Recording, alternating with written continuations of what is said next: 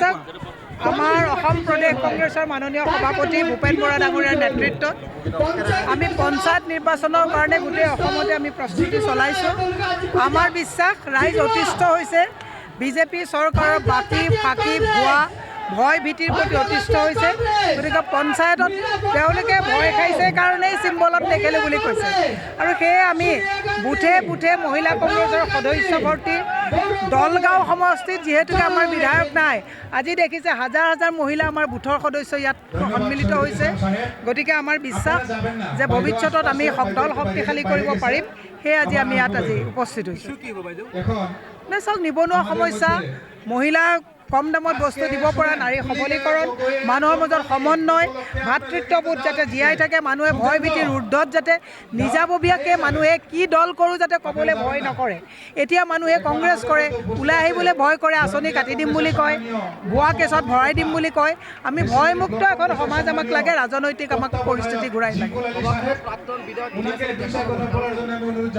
কি কৈছে? নহয়, আজি জিতেন্দ্ৰ সিং ডাঙৰীয়াৰ আজি গুৱাহাটীত যিহেতুকে মিটিং আছে, ইলিয়াছ আলী ডাঙৰীয়া অহা কথা আছিলে। তেখেতে মোক মই ভাষণ প্ৰসংগটো কৈছোঁ, গতিকে তেখেত আহিব পৰা নাই।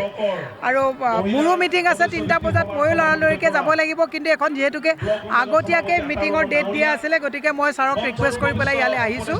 কিন্তু সেইকাৰণে তেখেত আজি কৈছে ক'ত AIDFৰ বিধায়ক আছে ইয়াত? এই বিধায়কজন ৰিম'ট কণ্ট্ৰলত কেতিয়াবা পীযুষে চলায়, কেতিয়াবা দিলীপ শইকীয়াই চলায়। তেওঁতো নিজস্ব একো নাই। এতিয়া AIDF বুলিবলৈ কিবা আছে নেকি য'ত বদৰুদ্দিন আজমল ডাঙৰীয়াই নাই? গতিকে কোন বিধায়কজনৰ নামটো মোক সদায় কৈ থাকে, মই পাহৰি যাওঁ, মুজিবুৰ। গতিকে এতিয়া মুজিবুৰে নে বিধায়ক, দিলীপ শইকীয়াই নে বিধায়ক, পীযুষ হাজৰিকাই বিধায়ক, পাহৰি যাওঁ মই। সেইকাৰণে তুলিকা গগৈ, আমাৰ মুজামিল দা সকলোকে কৈছোঁ যে আপোনালোকে খুব ভালকৈ আহক। ৰাইজক যাতে নিজৰ চিন্তাৰে প্ৰতিনিধিত্ব কৰিব পৰা এজন বিধায়ক আমাক ছাব্বিছত লাগে, তেনেকুৱা বিধায়ক আমাৰ দলে দিব আৰু জিকিব।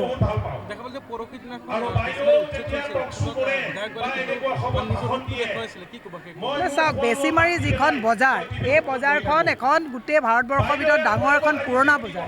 ইয়াৰ পৰা জলকীয়া, কেঁচা জলকীয়া বা শুকান জলকীয়া যিয়ে কওক, গোটেই কলিকতা, দিল্লী, মুম্বাই গোটেইবিলাকতে ইয়াৰ পৰা যায়। বজাৰখন ডাঙৰ।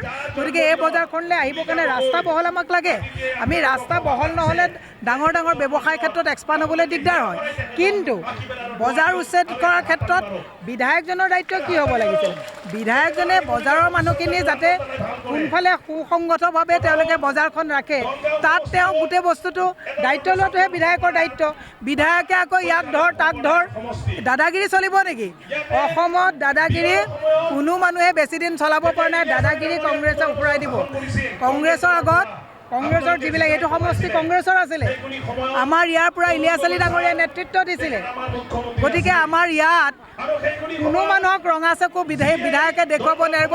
তাৰ দায়িত্ব কংগ্ৰেছে ল'ব। আৰু 26ত আমি দায়িত্ব ল'ম যে ভয় ভীতি আৰু ৰঙা চকু উফৰাই আমি ইয়াত সুস্থ ৰাজনীতি, ধৰ্ম নিৰপেক্ষ ৰাজনীতিক ইয়াত প্ৰতিষ্ঠা কৰিম। নাই, গোটেই দলক ধন্যবাদ জনাব লাগিব। প্ৰত্যেকটো ইয়াত দলত যিহেতু প্ৰত্যেকজন, চাওক ইয়াত এটা দলত এটা প্ৰগ্ৰেম ছাকচেছ কৰিবলগীয়া হ'লে গাড়ীত লৈ অহা ড্ৰাইভাৰজনৰ পৰা, মাইকমেনজনৰ পৰা, মিডিয়াত আপোনালোকে প্ৰচাৰ কৰিব। ধন্যবাদ এজন মানুহলৈ কেতিয়াও নাযায়। It's a collective responsibility. গতিকে সকলোকে ধন্যবাদ দিম। মোৰ ভগ্নী তুলিকা গগৈ ডাঙৰীয়ানী যিহেতুকে মিটিংখন কৰাৰ দায়িত্ব তেখেতক দিছোঁ, ডেফিনেটলি মই তেখেতক ধন্যবাদ জনাম। মুজামিল দাদ আছে, ইয়াত ব্লকৰ সভাপতি আছে, জিলাৰ সভানেত্ৰী আছে। কংগ্ৰেছ দলটোৰ বা ৰাজনৈতিক দল এটা কালেক্টিভ ৰেছপঞ্চিবিলিটি। ইণ্ডিভিজুৱেলি আমি কাকো অকলে ধন্যবাদ দিয়াৰ প্ৰশ্ন নাহে। সকলো মিলি ছাকচেছ হৈছে। কিন্তু মই তুলিকাক এইকাৰণে ধন্যবাদ দিম, C is very energetic women.